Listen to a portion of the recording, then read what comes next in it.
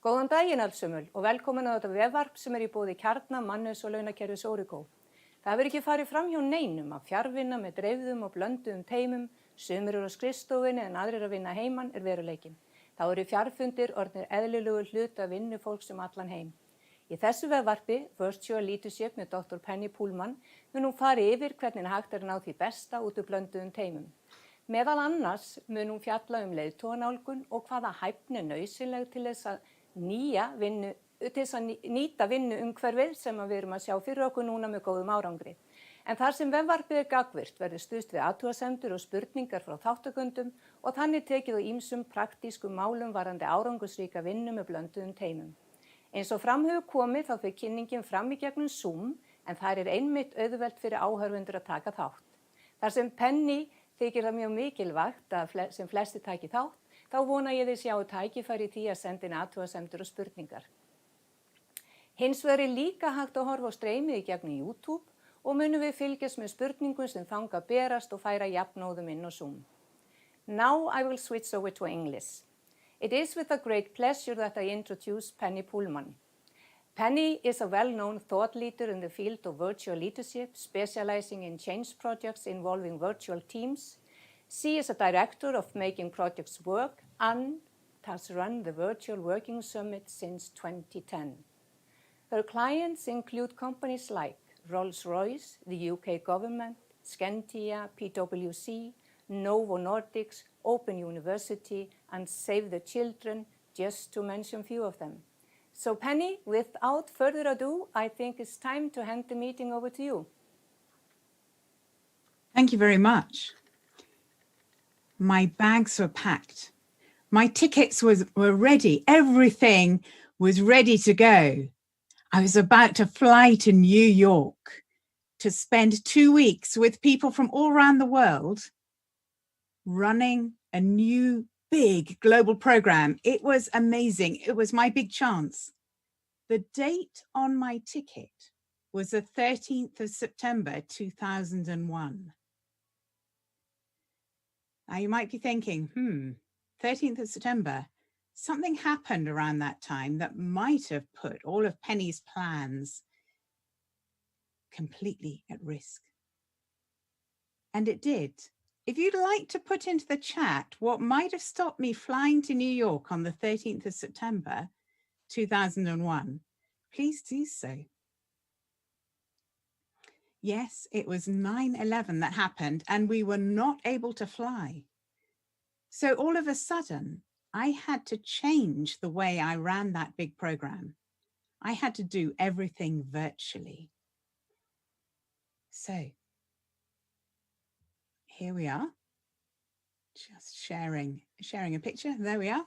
This is a little bit about me, introducing me. So the way I started virtual working was really when 9/11 changed everything. Now, I understand that in Iceland, it was around about the 16th of March where things changed for you and when you needed to shift to virtual working for a while. So yeah, I was due to fly initially the 13th of September. And that was what threw me into virtual working. And I've been working virtually ever since because I found it could work and it could work really well, even with the technology of 2001. So generally, as Kristen says, I work in tricky projects, and that means almost always virtual teams. So I've been working with virtual teams now for 18.5 years, all around the world, and I've written some books on the topic. So here are some of the books, and the latest book, Virtual Leadership, was actually written a few years ago. And that's one that's been very useful to people. And I'm going to be focusing on the contents of that book today with some of the things that will be helpful for you. Let's run through the session first of all. Here's something that I use and that I recommend that people use when they are working virtually. The 6 key things at a meeting. I call them the magic 6. So the first one is always to be really clear on the purpose of your session. So for this session, I would say our purpose today, the point of this webinar, the reason why you've come at 9 o'clock to have a look, is to explore virtual. So how can we use virtual, perhaps as part of the mix of what we do in our organizations? And the whole session will be exploring that. So the next step of the magic 6 items to look at is to go into 4 to 5 detailed chunks that you're going to cover. So we've got an introduction. We're going to explore your challenges. So I will be asking you what the key things are that you have, and we'll be looking at those. We'll be looking at some of the key concepts that can be really helpful for you as you use this whole new world of virtual and hybrid working to your advantage and your team's advantage. We will look at hybrid, how to make the mix of some people being virtual and some people being in the office, how to make that mix work. And we will also be doing questions and answers. So once you've covered that high level, go into the detail. Also, the next of the 6 is number 3, our plan. What's a time plan? So here's our time plan for today. We started at 9 o'clock Icelandic time. The presentation will run through. There will be a slot for questions and answers at the end. However, if you have questions as we go along, please use the chat. And we will finish by 10 o'clock. I am happy to stay on for conversation, a little bit like I would stay on after a presentation in an organization, and people would stay around if they wanted to chat. So if you'd like to, you're welcome to stay on, but please don't feel that that's necessary at all. But if you'd like to, that's possible. Who's doing what? That's something to clarify in your sessions, especially virtual sessions, and see if you can give things to other people to do. Things like being the timekeeper. So today I'm presenting and I'll be facilitating your answers as they come in. We have Kristen, who's very kindly going to be keeping me on track by letting me know the time at 1/4 past, 1/2 past, 1:45, and then 5:45. And I'm asking you, if you'd like to be a participant as opposed to an audience. You can really tailor this session. You can tweak it to suit you by entering things into the chat. Okay. So what's going to happen next? I know there's a recording being made. Do contact Origo if you'd like the recording. How we work together is really important, especially virtually. So the sort of things you might consider at this point is, do you want everyone to mute? In a webinar, everybody is muted, and that makes sense. If you have lots of different people and you're not able to see who's speaking, it's helpful to add in, if you're going to have contributions, helpful to get people's name, get them to say their name. So Penny here, I'll take that action. That's really helpful. Think too, if you're in a smaller meeting, not a webinar like this, to actually go around and check in with everybody every 15 to 20 minutes, just for a few words from them so that you can get their response. Okay, and what's next? Well, there's a recording being made and you can contact them to get that. Right, so we're now set up for the session. Let's move on. This is something I used to have to say up until about March. What do we mean by virtual? I think it's still important though, because I would suggest that if anyone is remote,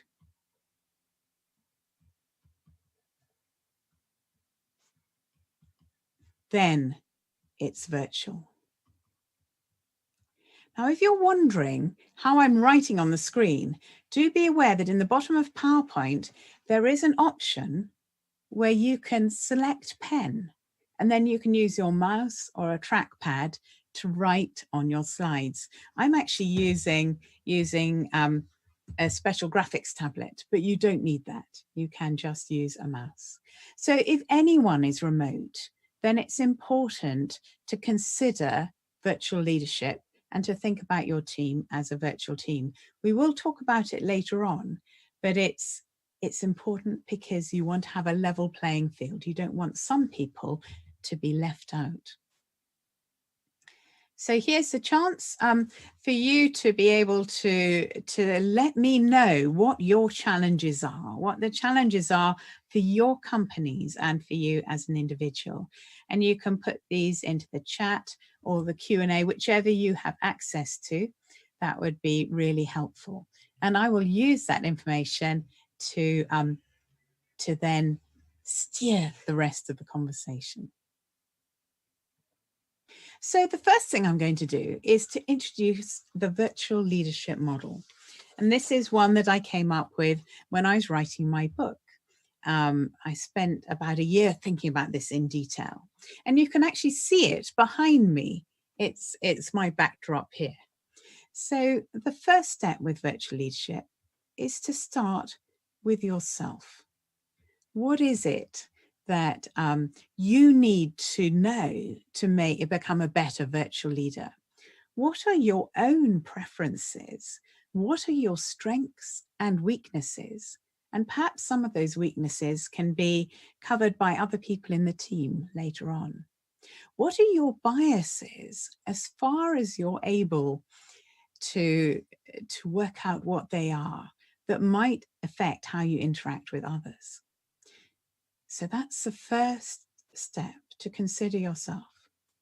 The next step, and we haven't got to technology yet, is to think about the others, the other people in your team. How will you interact with them? So this is where you need to know, what are their strengths? What are their weaknesses? What are their preferences? What are their biases potentially? And as a group then, as a team, you can come up with the best norms, the best ways of doing things that suit the team as a whole. You also need to know about the different interests, the different aspects about these people so that you can build common ground and rapport and trust, of course. So now on the third layer out, this is where we get to technology. Technology is, of course, vitally important for virtual leadership. It is vitally important as an enabler. Without technology, it's not possible to work virtually. With technology, it is. Once you have the right technology in place, then you're able to focus on all the things that make virtual really work. On this outer level, there are two other things to think about. There are live virtual meetings. How do you do those really well? How do you engage people? How do you really bring people in, the quieter people, as well as those who are very happy to speak? How do you make those meetings really effective? What I've noticed in the UK is that when we initially went into lockdown, many people spent almost their whole time in these live meetings. And I had people who are working from 8 a.m. till 8 p.m. on back-to-back video calls. And that's not an effective way to work. So of course, we need to balance the live meetings with effective virtual working when we are outside of meetings. So in between, how do we work productively when we can't see each other? When we have no chance to wander over and look over people's shoulders, how do we do that work in between meetings? Of course, it's helpful to be really productive, to be able to focus often, but how do we keep in contact? And how do we make sure that people are working effectively and have everything they need to deliver? On the very outside, there are a few things that make virtual working particularly complicated. So wide time zones. And I've heard that many people in Iceland are working with colleagues perhaps in Scandinavia or elsewhere in the world. So you'll know that you have sort of quite narrow time to speak with people live. What else? Culture. That could be national culture. It could also be company culture, or perhaps professional culture. So you'll know that actuaries and salespeople, for example, are very different, and that culture can get in the way. Language can be an issue. Even people who all have English as a mother tongue, I've come into problems with teams when we've all spoken English, but somebody says something that means something quite different in their type of English. So South Africans say, I'll do something just now. And someone from the UK would think, oh, they'll do it immediately. But just now to a South African means they'll do it sometime. And the other one that's interesting is generations. And this is one that might well affect how people come across with virtual working and how they interact with technology particularly. And we'll have a look at that in a moment. So here we go. These are these complications. I think probably with people who are on the same island, used to working together, how to get them to work effectively. Generation is interesting. So for example, take me. I've grown up learning to type on a typewriter. So for me, I learned to type very, very accurately. And that's very different from my teenagers. They are growing up in a world where everything is changeable. So if they type a message, they can just type it and they can change it, but they don't bother. So they're not very accurate in their text messages. They're much happier to send things off, even though they could go back and make changes. Another thing is using the telephone. I think it's a lovely informal way to have a conversation. People in different generations may feel that actually it's quite formal and that they prefer messaging. So explore what the generational differences are like in your team. It can be quite a big difference.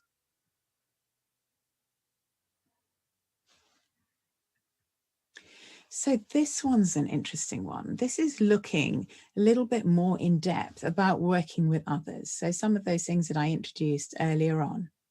So let's have a look.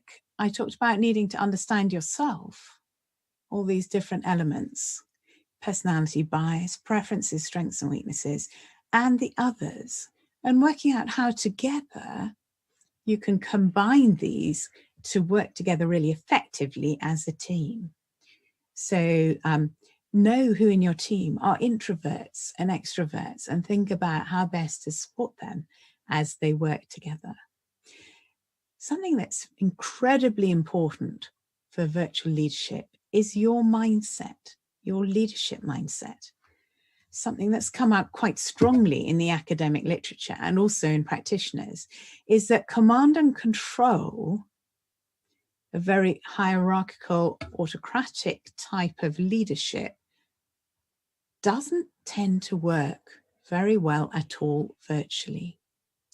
You can't micromanage people. You can't look over and see what they're doing and have a close control over what they're doing. It just doesn't work. People have much more autonomy when they're virtual.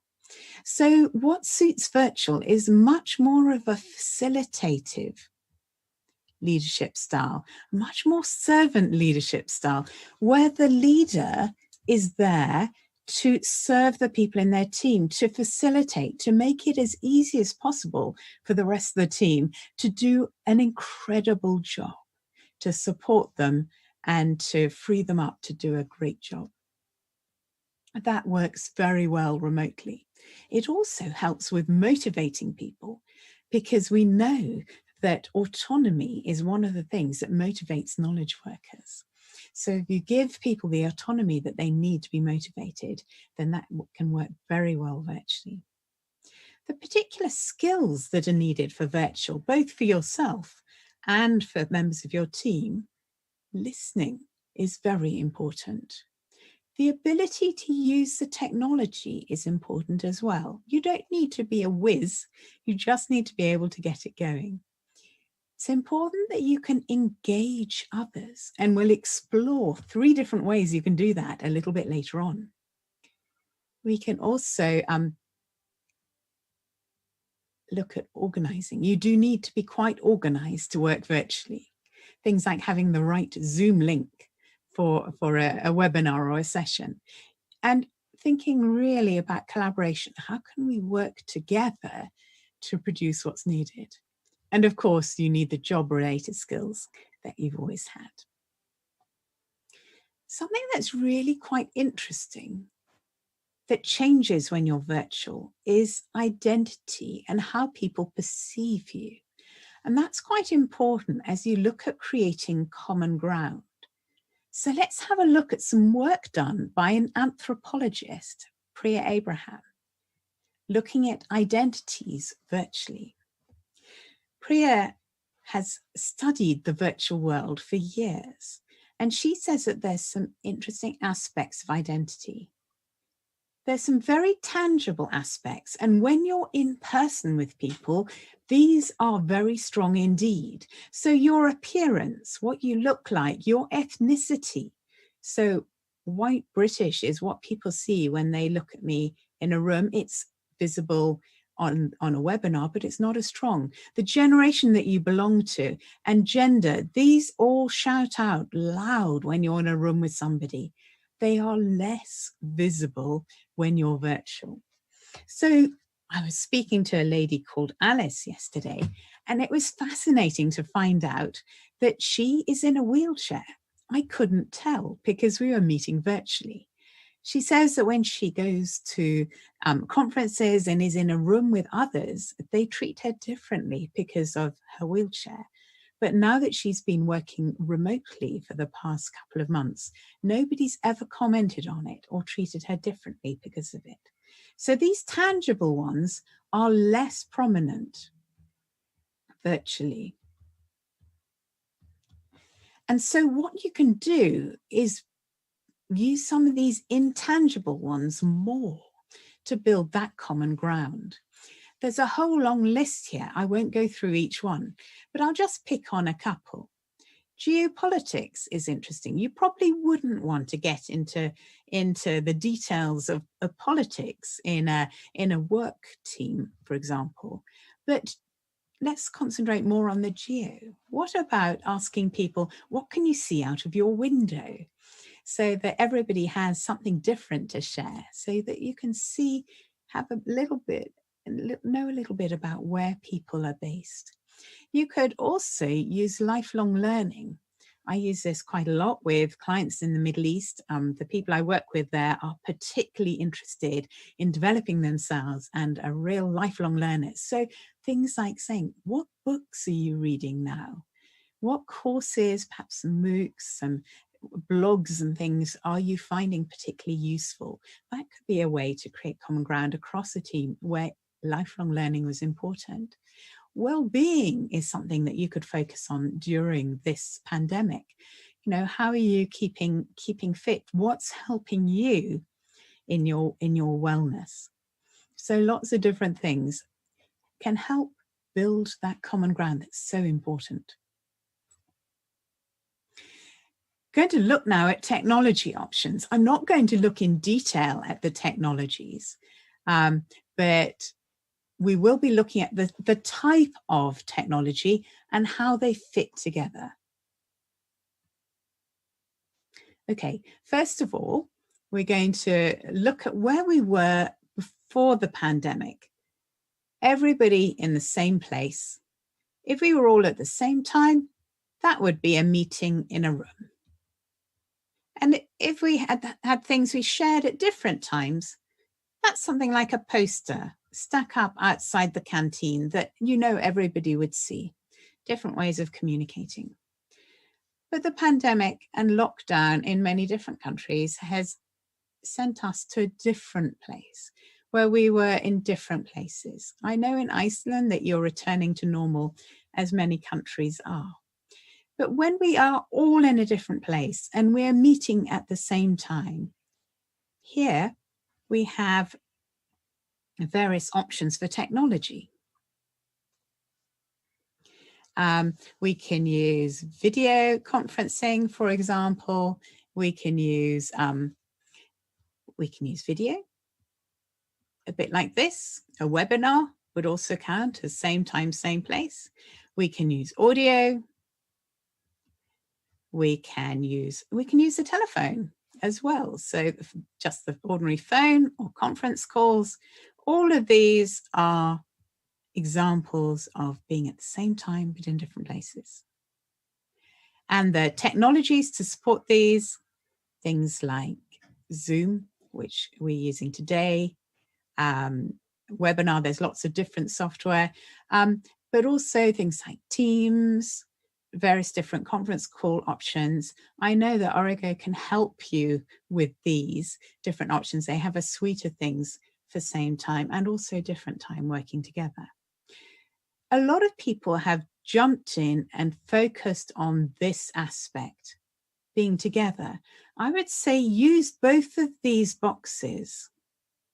If you come over to this side, the webinar turns into a recording and people can listen in at whatever time suits them.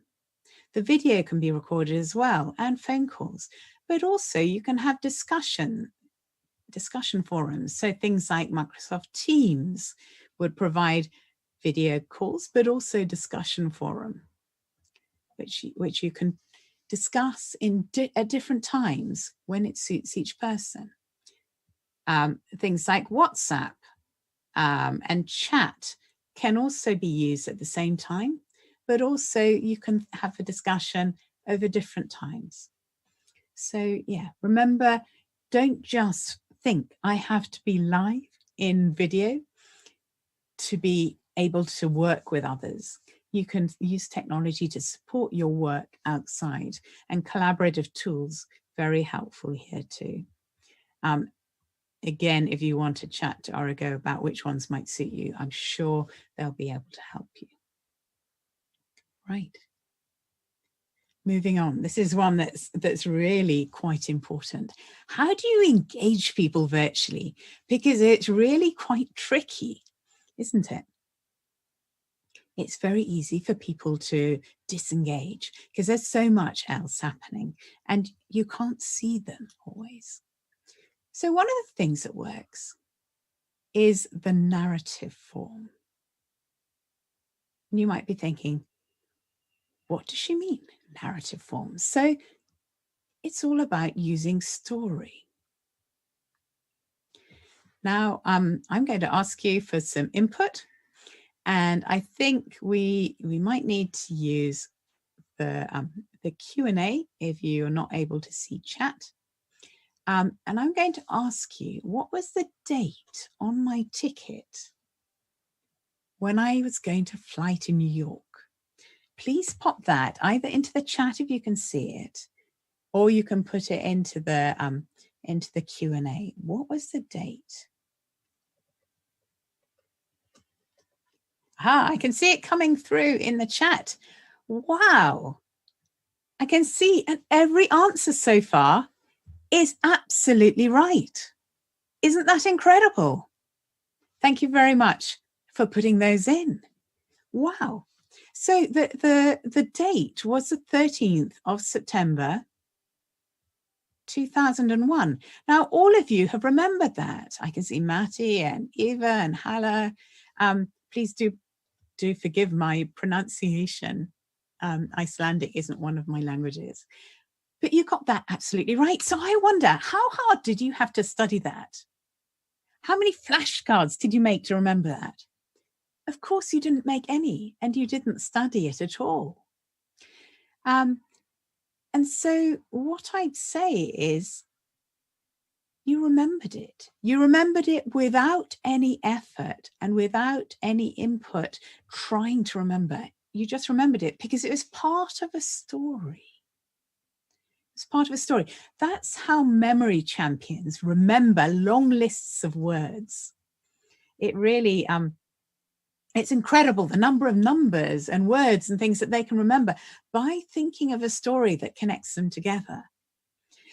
So story helps memory, but it also helps people to engage because there's a beginning, there's a middle, and there's an end. So people will stay to hear the ending. We've been, this is evolved in human beings over thousands and thousands of years. And it's important. We can use it to our advantage. So use the story form. Now, you won't want to say once upon a time, but you can put events into more of a narrative format. Something that's useful as well is visuals. Have you noticed that my slides are not covered in words?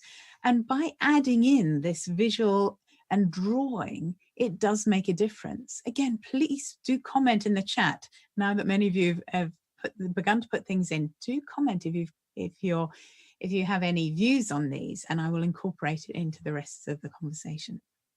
So yes, visuals help. I've done things quite visually, use pictures in presentations. You can also draw live. And if you're interested in being able to draw a person, there is a fail-safe way of drawing a person. So perhaps grab a pen and paper and have a go. I know a lot of people like to draw these little stick people, but they're not really the proportions of a real person. So have a go. Here's a squiggle. And I'm going to add above the squiggle, I'm going to add an oval for a head. I'm going to add in legs and arms. There you are. And that's all you need to look slightly more like a person than a stick person. So use visuals. You can draw them live. You can import them beforehand into presentations, but visuals are really helpful. Something else that works is faces. So yes, when you can use video cameras, that's great if everybody has them. But also you might want to think about creating some sort of team visual that you can use to help remind everybody who is in your team. Here's an example of one that I was involved in. This was about 15 years ago. So here's me 15 years ago. I was working with Stephen Thorpe over here. He was doing a PhD exploring how relationships developed online and what role narrative form had. And he proved quite powerfully that stories and narrative are incredibly helpful. But can you see, this is the team. We were spread out all over the world. This helped to remind us that we were part of a team and that everybody was there. We tended to meet by conference calls, so we couldn't see each other's faces. But on some technology, only the people who speak are highlighted. So this helps you to remember everybody in your team. If you have some people who are in the office and some people who are remote, something like this is very helpful so that you don't forget those remote people.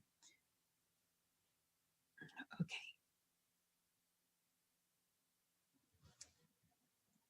Moving on, this is an area of interest for HR people, especially in virtual. We have trust in virtual teams. This comes from a book called Trust in Virtual Teams by Tom Wise, just looking at the different elements of trust and how these fit into virtual teams. So there are 3 strands, if you like, of trust. You've got the personality base. This will come from people's experience of trust, typically as a small child.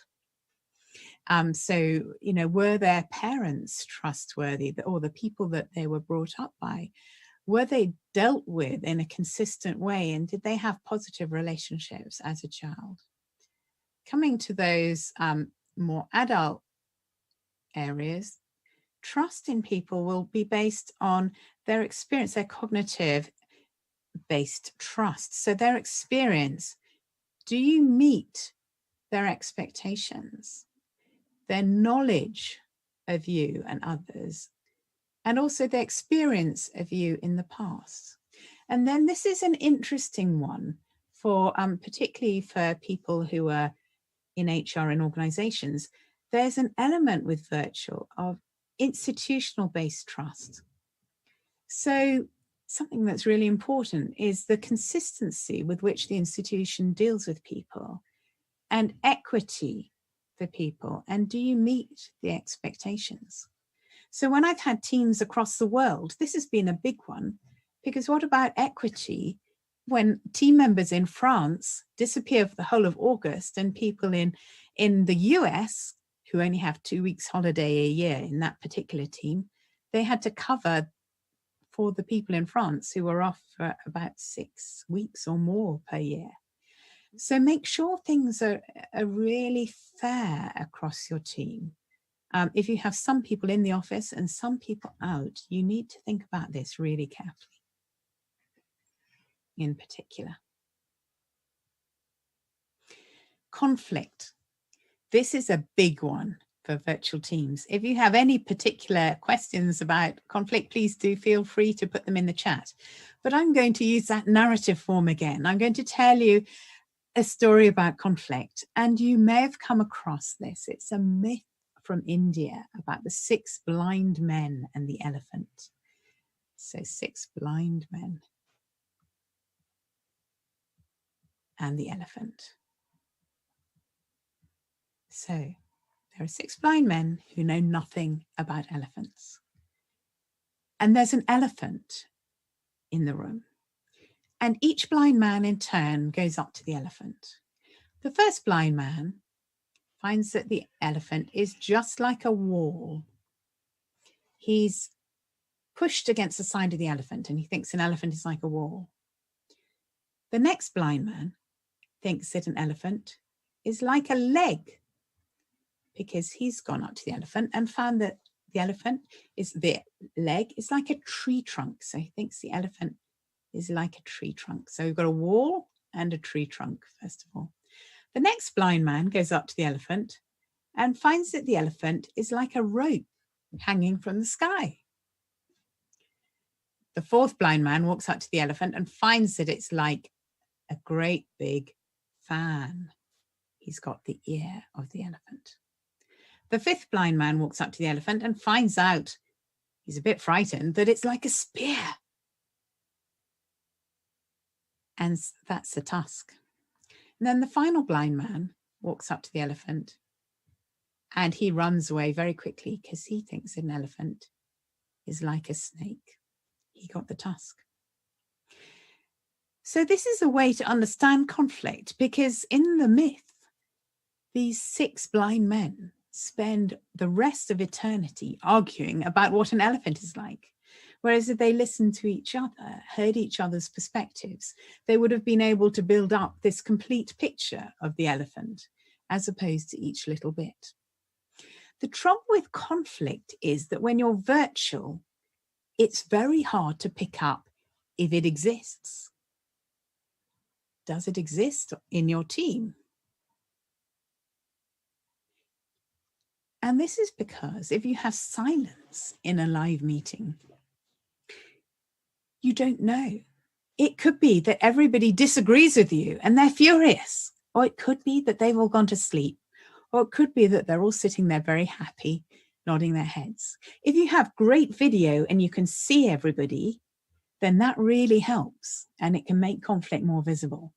But if you don't have that, then, well, how do you know if somebody's not very happy? So focus and listen carefully. Can you hear conflict? Ask people their opinions and be aware that it may be simmering underneath. Now, if conflict does erupt virtually, it's harder to deal with. You can't just take, as you would in a room, take the 2 individuals out and have a conversation. But actually, you can do things virtually. You could suggest that everybody else has a 5-minute break, that they leave their Zoom or Teams or whatever it is, they leave it open, but they go off and make a coffee. Most people are very happy to do that. And then you can have a discussion with the 2 people in conflict. But remember, conflict will often exist. It's a normal and natural part of our working lives. And of course, it will be happening virtually. So keep a lookout for it and be creative and collaborative as you work out how to deal with it.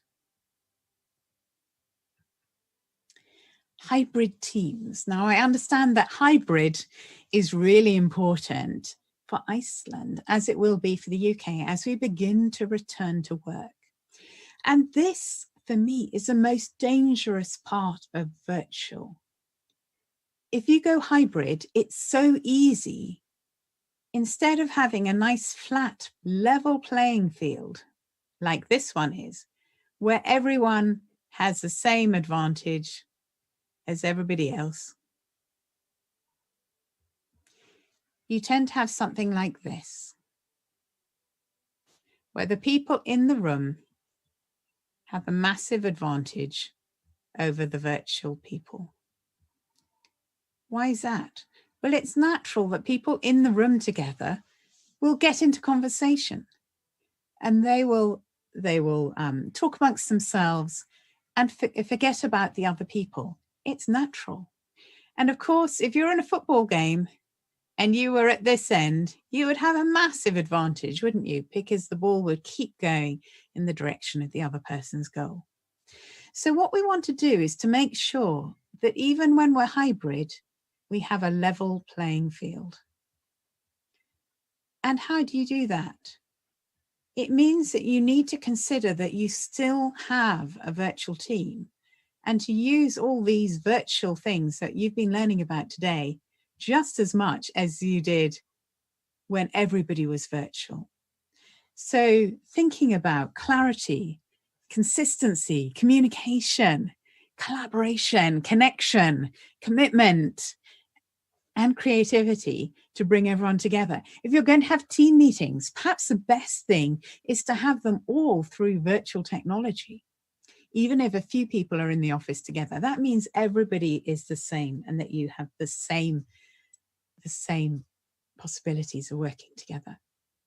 Another thing you can do, and one of my clients did this a few years ago, is to create life-size cartoon cutouts and place them in the chairs in the office to represent all the people who are not there. That's one way of people remembering that there are team members who are not there in body, but very much are there within the meeting. Right, so we are coming closer to the end. So I'm going to ask people for your action plan. You've been here through this session. What are you going to do as a result of this workshop, this webinar session? Who do you need to involve? When are you going to do it by? And then, of course, a place to update it in the future. At least one action will make a difference. If you have no other actions, if you have no actions to take away from this, then nothing will change. What do you want to do as a result? I suggest that you write this down. And now we're going to move into a time of questions and answers. And I'm going to suggest that you put your questions into the chat. You can send them to all panelists if you like, or you can also send them to all panelists and attendees. It's entirely up to you. And I'm going to give you a little while you type your questions and while you think about your actions.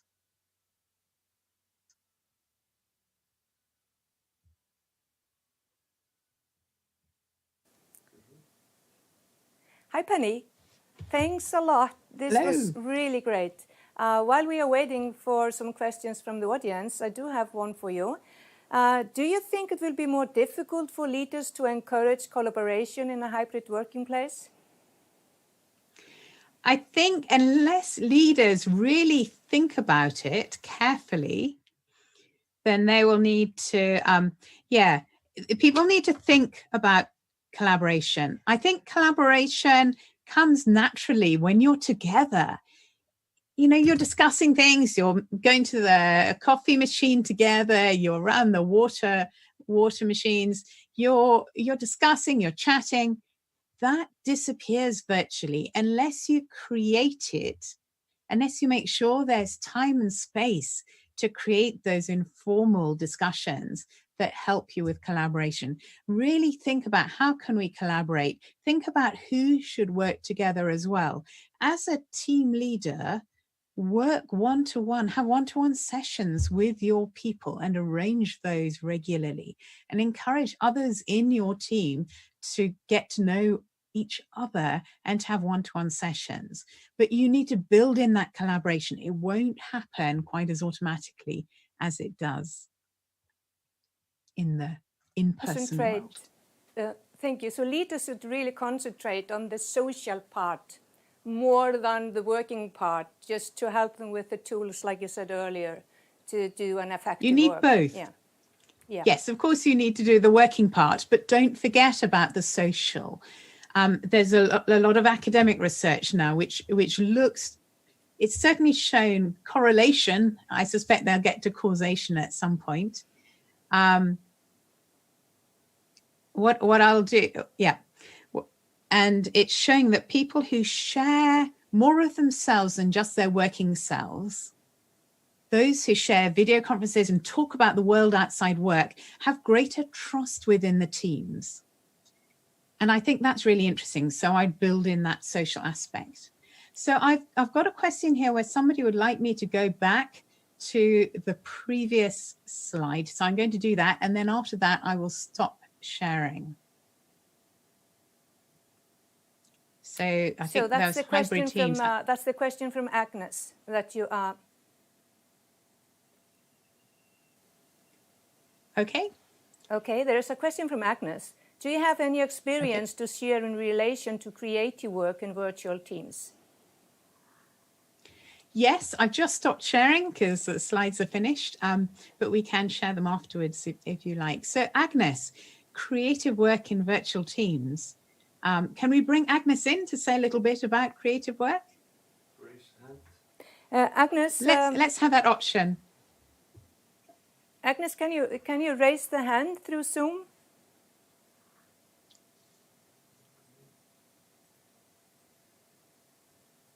Okay, I'll just start while we're waiting. So, Agnes, with your creative work, absolutely, you can do creative work. And things like visualization, drawing, having spaces where all the different people can contribute in virtual meetings by drawing and annotating and so on. Okay.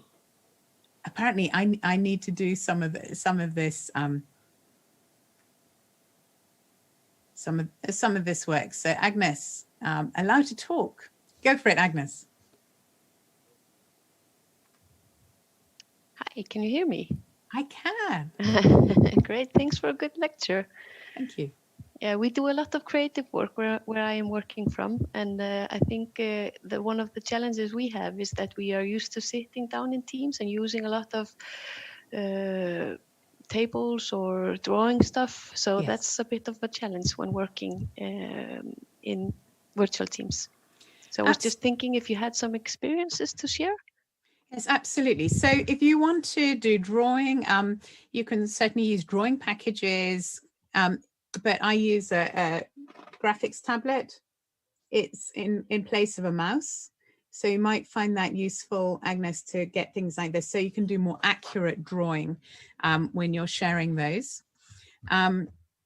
There are also lots of tools out there, technology tools, Miro and Mural and things like that, that people are using for collaboration when it's brainstorming of ideas. But if it's mainly drawing, it is possible to draw and to have people drawing on the same thing, but to draw accurately, something like this, or if you have touch screen computers, that can be very helpful. Okay, thank you. Penny, we do have a lot of questions. Okay, perhaps we should work through those. Which is great. Bjarni Thor is asking, how can you figure out the strengths and weaknesses of yourself and others in a newly formed virtual team? Yes, and that's really important. How you form virtual teams, if you don't have a chance to do that all together in a room, is really important. And it's even more important than normal in a virtual team to spend time on aspects outside of just the work that you're going to do. So to get to know each other. So for example, everyone in the team up front should understand and know who they are, why they are part of the team, what people actually value about them. And then everyone in the team should know who everybody else is, what they bring to the team. And at that point, perhaps it's a good time to think about the strengths and weaknesses. So what are people's strengths? Something that's quite useful that I use with people I mentor has been the Strengths Finder assessment. There's a book called Strengths Finder, and you can buy that online. It comes with an online assessment. So that can be quite helpful to figure out strengths. I think weaknesses, people are often more aware of their weaknesses than their strengths. So that's something that in your one-to-ones as a leader, you can discuss with people. So do that proper team forming, spend that time building up as a team before you then go into thinking about what are we doing, how are we going to get that work done and getting to high performing. You'll get to high performing faster if you put in that initial orientation and trust building work, and also doing that one-to-one discussion about strengths and weaknesses, preferences, biases, and so on. Great, thank you. Then there is an other question from Christian. What do you think about the effectiveness of phone calls compared to video calls? Absolutely, it depends. You don't want to be on video calls all day. I was speaking to somebody yesterday, I think I mentioned, who'd been on video calls from 8 a.m. till 8 p.m. back to back. So the poor lady had hardly eaten anything and she was in a complete state. She was fit to collapse, I think, by the end. So yeah, video calls are great if you need video, if you need that vision of people's body language. You know, there's any hint of conflict, disagreement, if you need to really be able to see how people are reacting, you know, to see if they're, oh, that's great, or that's helpful. And it can help to build trust. Sometimes, especially one-to-one, I think phone calls, and this might be a generational thing as well, but phone calls can work very well for those of us who are very happy with phone calls and used to them, because it cuts out everything apart from the person's voice and the tone of voice. While video calls are richer, one-to-one phone calls can be helpful, and they are a break. Video calls can be very tiring. Another trick with video calls is to start them at 5 past the hour and finish them at 5 to the hour, because then you get a 10-minute break built in between every call, and that really helps. We have an interesting question from Ingimar. In a hybrid environment, is it better or worse to have the leader on-site or remote? That's interesting. And yes, I think the answer is it depends. I think if the leader and the team, if they have a tendency to sort of go into a on-site huddle and exclude the others, then I think it's probably better for the leader to be remote, because you're less likely to forget about the leader. Okay, thank you. We have another one from Dagnieva. We are going hybrid with our workplace. Some people will work a lot from home, while others will work almost all the time at the office. Do you think it's possible to level the playing field well with that environment? It's possible, but it's not easy. I suppose the answer depends on, are you going to have the same people in the office all the time, or are different people going to be in the office on different days? If you're always going to have the same people with the advantage of being in the office, then you have to be really very careful to still use virtual leadership, to still think about your team as a virtual team. And I would say potentially to do most meetings with even the people who are in the office attending as if they were virtual. That will mean that the people who are outside and who are remote are included much more than there would be otherwise. But just being aware is the first step with that, being aware that it's so easy to go into a sort of small bunch of favored on-site people and then everybody else being at a remove, Exactly. being separate and different. Thank you. And then we have another one. That is from Kristin Thor, productivity in virtual meetings versus live meetings may be a little bit close to what you were talking about, but it's a good question. Yeah. It depends. I think if you were very clear, very, very clear and very concise, make sure everybody has a very clear understanding of what your meeting is, then actually virtual meetings can be even more productive, because if you prepared well, and I think for virtual you need to prepare more than for in-person meetings. If you prepared well, everybody understands what they're doing, what their role is, what's happening when, how they're working together, and what's going to happen afterwards, all those magic 6 things, then it does make it much more productive, much more focused, because you know you have to get it done quickly. But it can be awful. Most virtual meetings are pretty horrendous. So it's up to you. Thank you. Then there is one from Steinun Hlíf. What is your view on the perfect balance of hybrid work? Have you found that a certain amount of working in the office versus working virtually is better than other?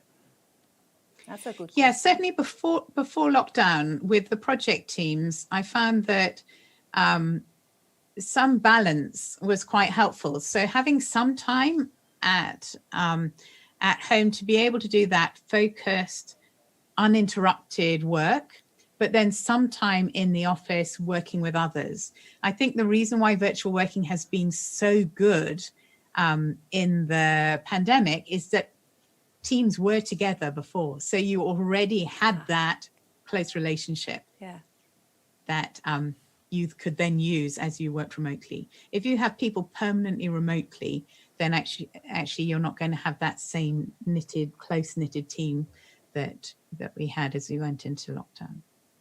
Thank you. There is one more question. We have time for one more question. And here is a question from Matti Oswald. Key points to make virtual meetings successful when it is about learning a new thing, where great attention is needed, like in implementing a new strategy or learning a new tool. The key thing is make it interactive. Let people try things. Don't just talk at them. Let them try things out. If they're learning something new, give them a little bit of information and then hear from them. Let them try it out. If you make it interactive, you can tell this part of the webinar really is working really in an engaging way because there's that interaction. Exactly. Well, Penny, I would like to thank you very much for your informative and interesting session, which I'm sure is going to help people to form their hybrid working environment in the weeks to come. Now I will switch over to Icelandic.